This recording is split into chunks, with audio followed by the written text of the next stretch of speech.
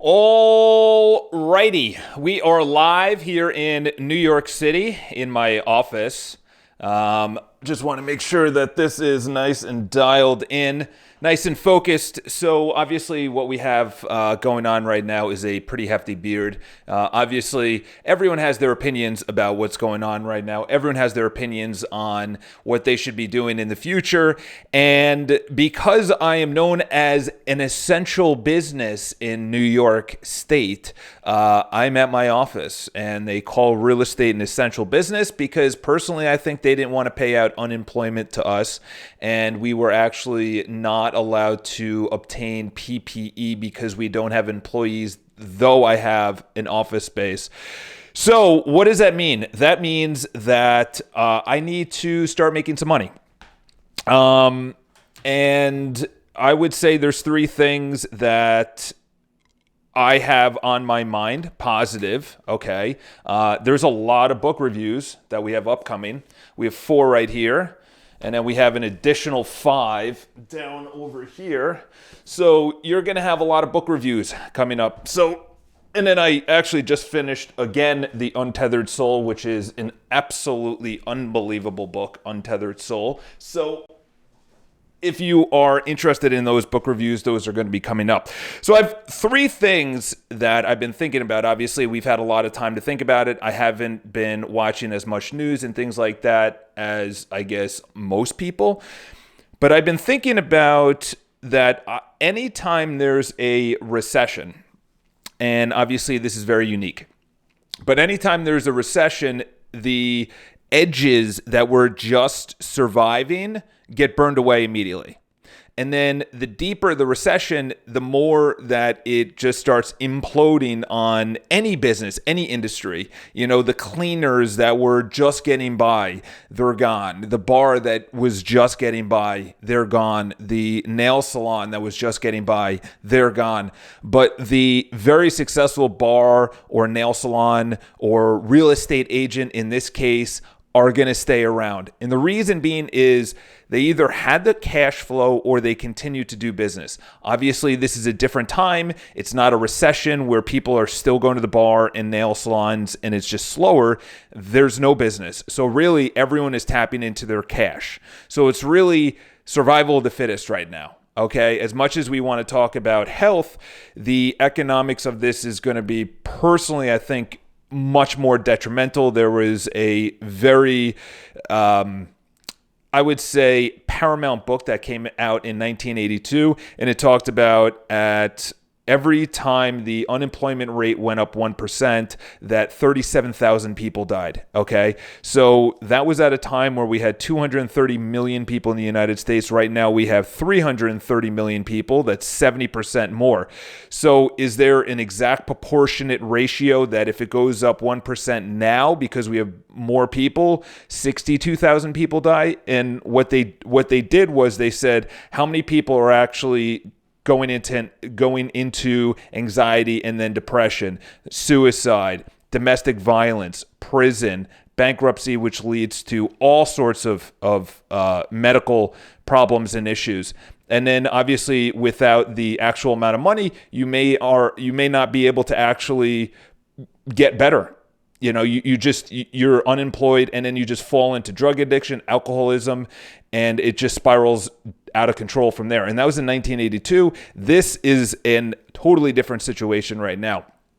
So what that came down to is whatever industry that you're in right now, is that right now the survival of the fittest will come out on top. The people that are thinking positively, the people that are sharpening their skills, which is number 2.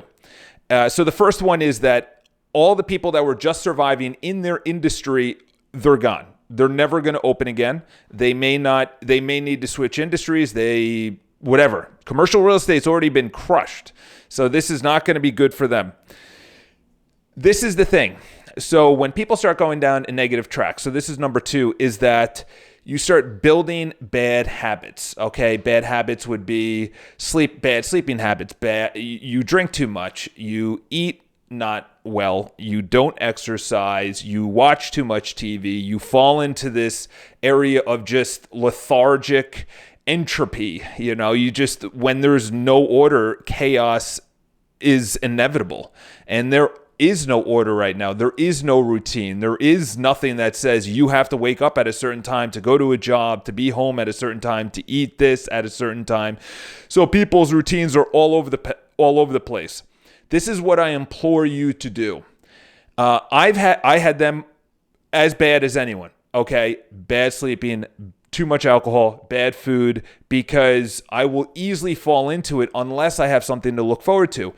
What I actually concluded 2 days ago is that have that in your rearview mirror. In other words, your peak bad habits behind you. And now going forward, because states are starting to reopen, you don't want to be that person that immediately goes back to work and has really bad sleeping habits, is hungover, completely out of shape, all of these things. And then you're red lighting the engine, and then you're going to really burn out because now you're going to start waking up at 5 or 6 or 7. Okay? So right now is the time to not only start shedding the bad habits, but you also include sharpening your skills now. Okay? So I'm at my office right now. There's a ton of things that these are just notes from weeks of just writing down. This is good. This is not good. I have over a dozen books that I had literally it's 37 pages of notes that I had somebody write up from all of the notes from those books, 37 pages. So I'm going to be doing those book reviews. So I'm going to be sharpening my saw. The hardest thing for me, I know going forward, is my sleeping habit and would be exercising, because yesterday I went. Exercising is not the problem. Consistent exercising and not feeling bad that I am completely out of shape. Okay? That is the mental fuckatord in my brain right now. So I highly recommend that, number one, you understand that if you mold yourself in the following 2 weeks or 3 weeks, wherever you are, when your state reopens, is that you are shedding bad habits slowly, very small. Number 3 is, so the first one is the dead wood is gone. Number 3 is have your peak bad habits in the past, and now you are slowly going up. Number 3 is the next 7 to 8 years is vital. It is your life. I cannot stress that enough. It is your life. The next 7 to 8 years, when this is done and everyone starts going back to work, there are going to be a lot of winners and there are going to be even more losers.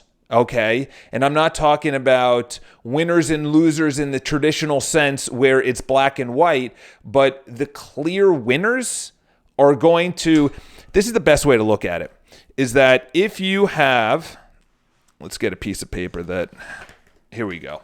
So let's see if you can see this. All right. So this is where everyone was. Okay. So you have a chart right here. All right. So I was probably about here in real estate. You have the top real estate agents. Then we go down into this really bad recession, slow time, stoppage, whatever you want to call it. So the top agents, we'll see how many remain there.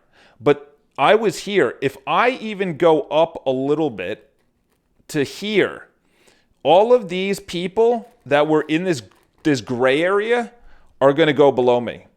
And then I'm going to continue going up, and they're going to kind of stagnate, and they're going to do that. So the next 6 to 7 years, up to the next 8 years, you have to build cash. If this did not tell you anything, it is cash is king. Cash is everything. It is not credit. It is not money that may come in, because I've heard of God knows how many examples of money that should have been paid out. It's not accounts payable. Okay? Because at any other time, something can happen like this where you're going to need cash to pay for your lease. cash to pay for your apartment, cash to pay your vendors, cash when you restart that you're going to be able to get back into the game immediately. That's cash.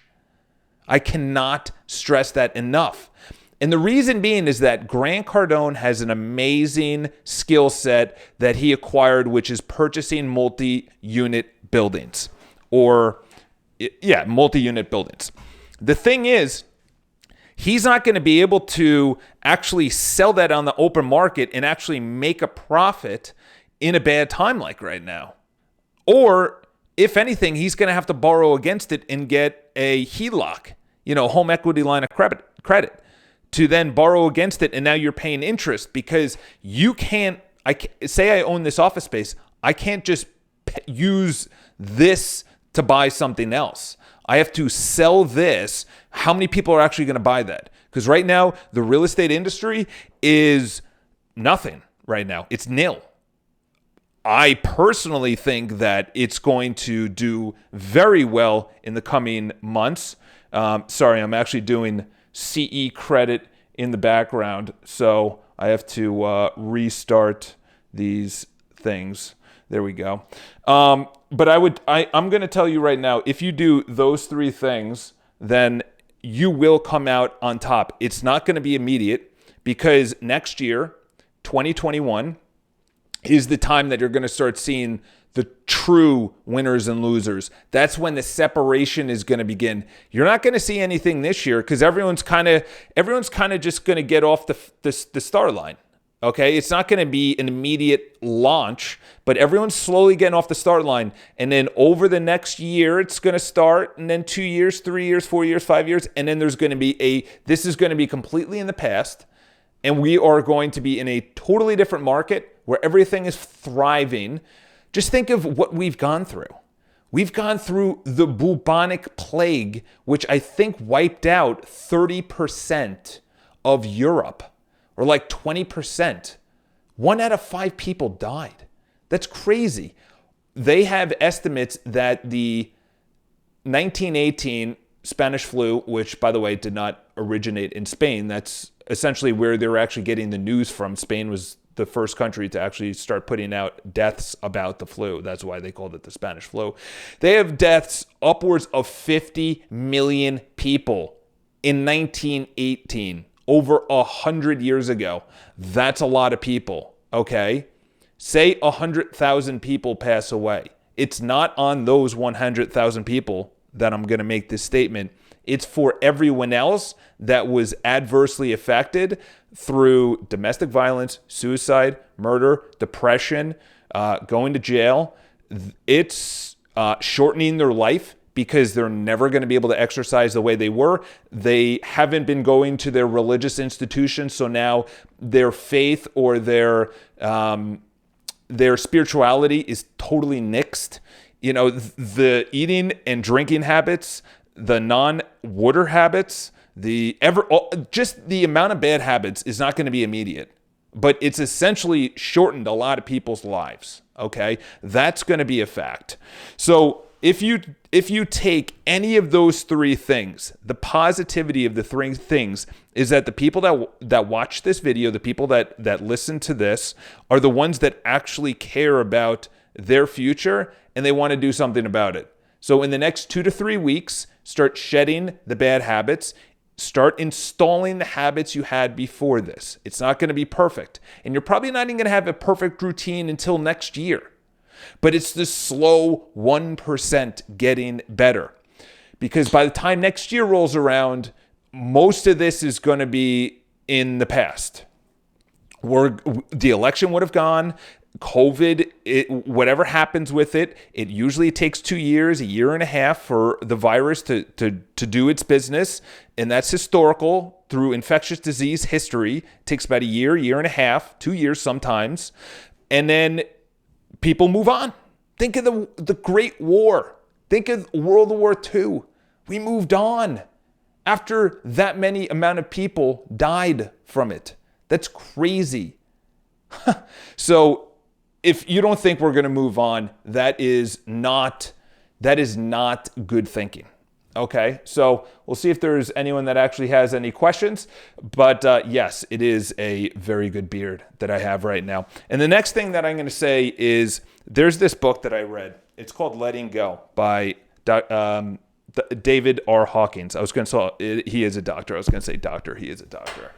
But David R. Hawkins, essentially, I pretty much, but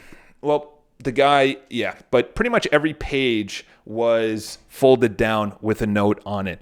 And the main crux of that book, it's hefty. It's a big book. It's going to take you, it took me a while to finish. It's 362 pages. I'm going to tell you right now, this is the most important book that I've ever read. That and The Untethered Soul, after reading it again, I noticed I'm in my head a lot. And to be honest, we don't need to be. Letting go, which is essentially something happens, we have a response to it because we put emotion onto that. So in other words, there's a meaning to words, and then we have an emotion, and then we have a response, okay? Most people, they hear something, they put meaning to it, they respond, and it's like that. There's no agency. The power of agency is putting a gap between everything. What does this actually mean? Someone says this, someone says that, bad news comes down, there's going to be, an extended stay at home order, whatever the case is, okay? For me, I noticed that letting go is that this too shall pass.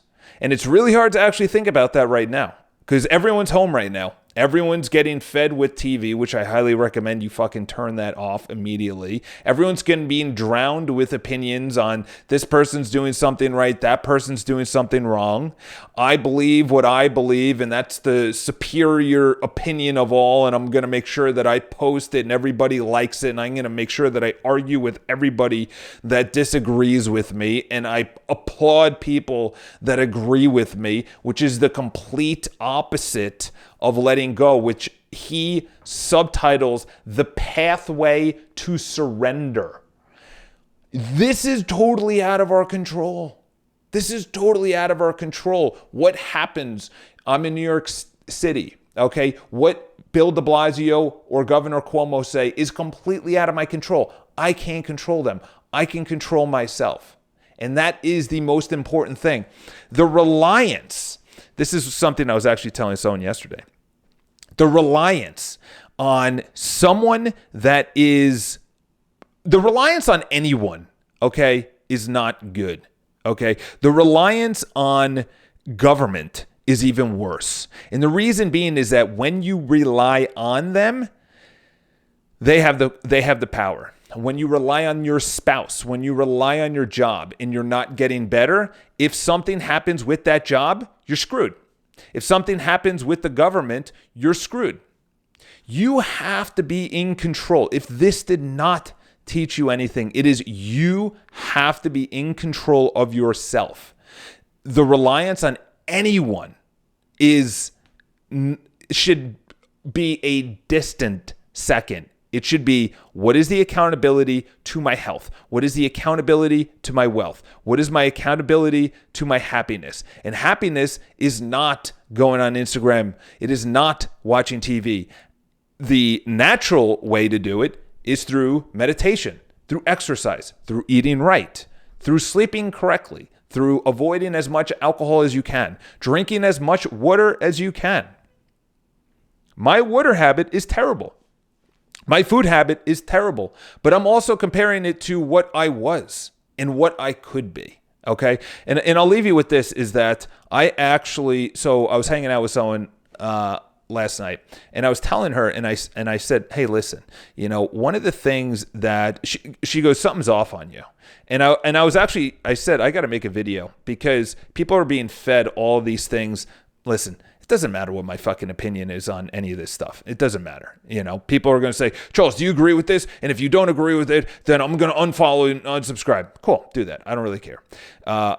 Charles, what's your opinion? Because I want to make sure that my opinion aligns with it. That's silly. Okay. I'm not here to make opinions. I'm here to say objectively, this is the best thing.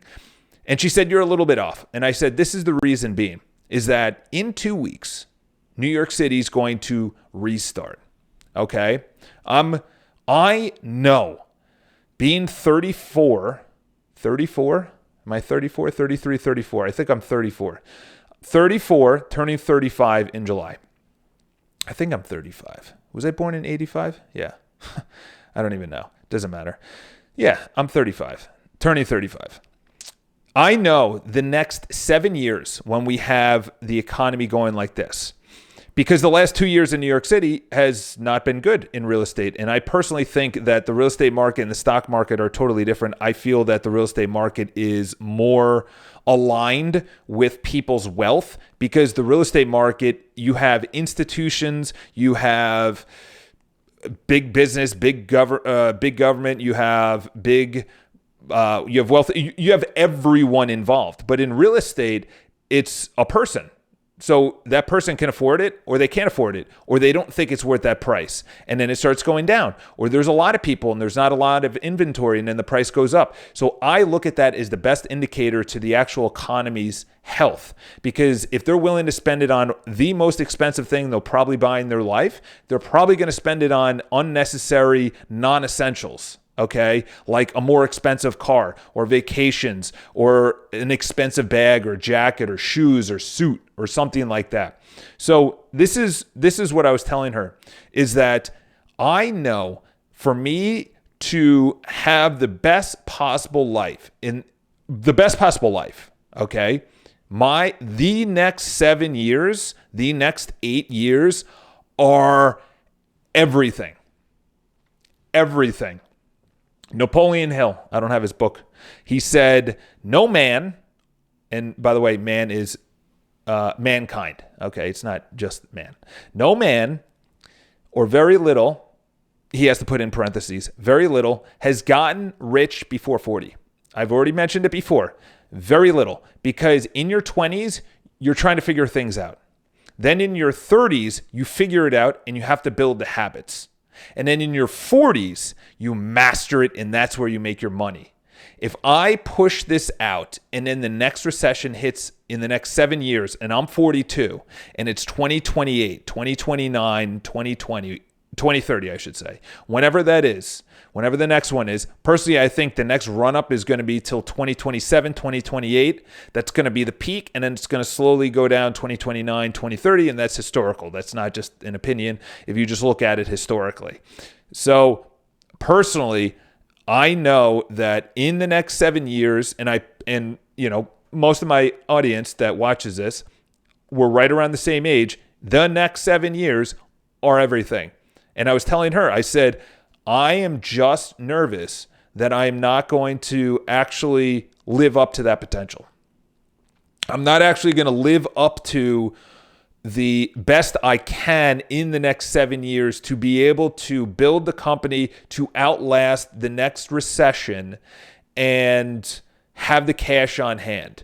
Because if you think that something like this is not going to happen again, I think you're mistaken, because people got used to it pretty fucking easily. They didn't really care, which was kind of funny and silly and not good at the same time. And it's nothing on the actual virus, but people were willing to stop doing everything immediately. And they're fine with it. Yes, some people are protesting and whatnot, but I think there's going to be more of these where the government says, well, we're in control and we're going to be able to shut it down. No opinion on that, but I know that that's probably going to happen again in the future. Okay? It's not like we've not gone through SARS and everything else up until now, West Nile. There's going to be another viral infection that goes global. Okay? So the next 7-8 years is everything. It's not a concern. It's the fun, not scared. It's the fun, anticipation, and excitement that I know I have to perform at my best to be able to be on a stage in front of 5,000 or 6,000 people at age 42 saying I have a successful business, I have a successful relationship, I have successful money and everything else. That's why you should listen to me, not because I read it in a book and I'm just spewing it to you people, but I'm not actually a practitioner. But I objectively know what's actually good health-wise because I read it and now I'm actually doing it. I know what's good in a relationship. I know what's good in business and everything else because I'm actually doing it. I know the next 7-8 years is everything to be believable as a credible source at age 42, 43 when the next recession happens. And that's when the business is really going to skyrocket to 50. But these, I have to build it to get to age 42, 43 years old. That was going through my head. Almost the amount of discipline, the amount of habits that I'm going to have to build, the amount of, and what this book talks about, and the untethered soul. I'm just going to jump into this really quick. I'm never sure how old I am either. Yeah, listen, your mind is more powerful than you can ever imagine. There's a book out there that I just read called Biocentrism, and it will blow your mind away. It's a physicist that has I would say it's a theory, but it's just based on the double slit experiment, Einstein's work, Newton's more, he thought everything was particles, but it's actually energy. And biocentrism completely changed the way that I look at the world. Okay, it's a very hefty book when it comes down to it, but essentially you are creating everything. And this book talks about, through science, how we are actually creating it. And essentially, I'll get into it because there are actually 10 people watching this, is that during these, so there's something called the double slit experiment. It's world famous. It's been done thousands of times. And essentially, it means that they shoot particles against the wall or, against a back. They don't just shoot it into space, but they shoot it against the wall. And they wanted to know, if you shoot particles, what happens through these double slits? What actually happens? What they noticed, I'm getting the chills. What they noticed is that when you observe it, it becomes particles. When there is no observer, in other words, a scientist, it's waves. So just look it up, double slit experiment in YouTube, and it'll show waves going through these double slits. So when they shoot the particles, if someone is watching it, it goes through, and it's a clear indication that it's going through two slits. When no one is actually watching it, the backdrop is in a wave motion. Like you drop a rock and it's in that kind of cascading wave. So what this book talks about, it's crazy. What this book talks about is that we are literally just looking at waves. So they call it the wave function.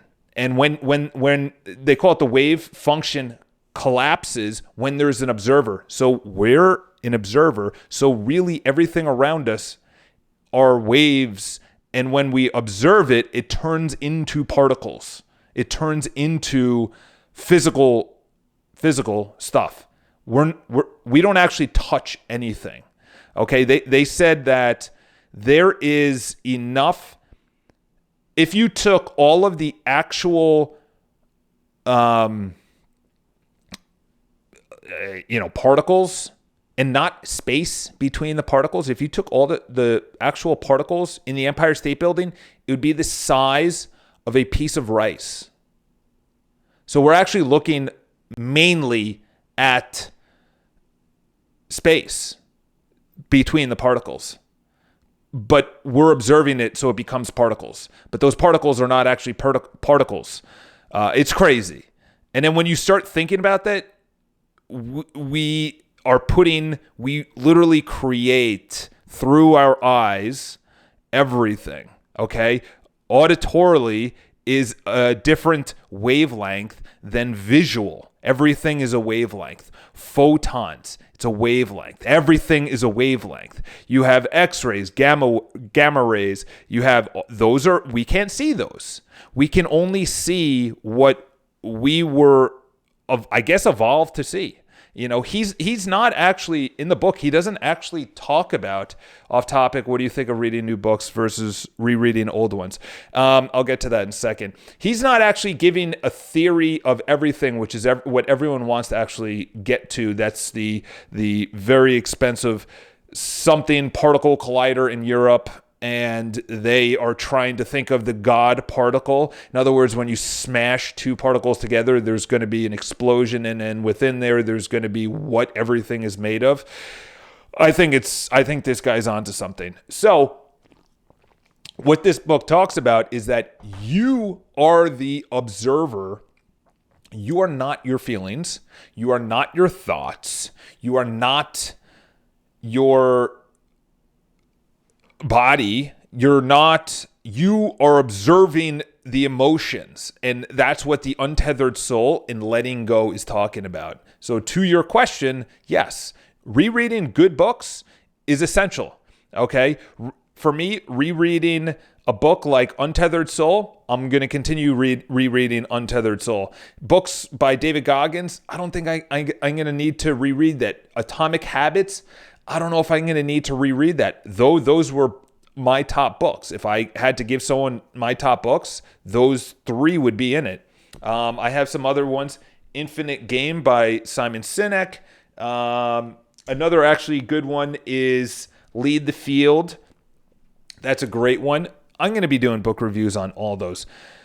I cannot stress the importance that you create your reality, and you are observing the emotion. If someone calls you fat, you are observing wavelengths that go into your head that are processed to a meaning, to an emotion, and then you have a response. Either you get mad, you defend it, or something else. Essentially what these books are talking about is you are not that emotion that comes up. And if you have an emotion, that means the emotion did not, or the event did not pass through you. You held on to it. In Buddhism, they call it clinging, okay? Or attachment. You're attached to your desk. You're attached to your job title. You're attached to your relationship. I have. I am. I was. Those are all attachments. You're not that. Are you still a Little League baseball player? Are you still the 5-year-old self? No. Everything is in the present. Okay? It's very deep what I'm getting into. And to be honest, I don't really tell a lot of people this because they don't know what I'm talking about. I would say this audience is pretty good at understanding what I'm talking about and or would at least go and either read or research it further, because it's extremely important to having a happy life and not getting butthurt over everything and or being successful. And success is not monetarily. How about the person that raised an amazing family? What about the person that came from nothing and now is just joyful to be alive? That person that went through a near-death experience. They may not have money. Do I look at Jeff Bezos and be like, he must be the happiest person? He decides that. It's subjective. It is not objective. The problem is, everyone is looking at external things. People are looking at money or fame or likes or comments or the government or society or your parents or your spouse, your kids for happiness. You decide your happiness. You decide your happiness. No one else. No one. Nothing. Because it's temporary. It is temporary. All right. What do I mean by temporary? Okay. There's just moments of happiness, and you want to string as many moments of those along as you can, because there's no state. Maybe there is, but that's probably enlightenment. There's a state of happiness. If we reduce the amount of negative thoughts or negative what we think are experiences or events, and we string more positive, we're going to live longer, we're going to be happier, we're going to be wealthier. Things just happen. Things just come into our life. Law of attraction, okay? Listen, I like law of attraction, which is good. It doesn't go deep enough, in my opinion. It's very surface level. It's like if you incant or you affirm and then you visualize and all that, that's good. There's a lot of emotion, but there's also a deeper level, which is through your attitude, you create everything. So I hope you guys enjoyed this. The three things is that there's going to be a lot of dead wood. In other words, a lot of industries a lot of people in a lot of industries that will never open again. And unfortunately, Darwinism took hold during this time. And I'm not talking about health-wise. I mean only the strong real estate agent or nail salon or bar or restaurant or, doesn't matter. Business will actually come out on top. Put your peak bad habits behind you. And number 3 is the future, 7 to 8 years. Look at the long term, or as the book right down here by Simon Sinek, he calls it the infinite game. The infinite game, the reason that Netflix outbeat Blockbuster, the reason that Kodak, who invented the digital camera, is a complete shell of itself compared to what Eastman Kodak actually started, and which is, they did not adjust. They wanted to hold on to the film industry. Blockbuster said, streaming? That's never going to become a thing. DVD delivery service, that's never going to become a thing. That's what Netflix was originally. So if you guys have any questions, leave in the comments below. Hope all is well. Yes, reread books, sharpen your saw.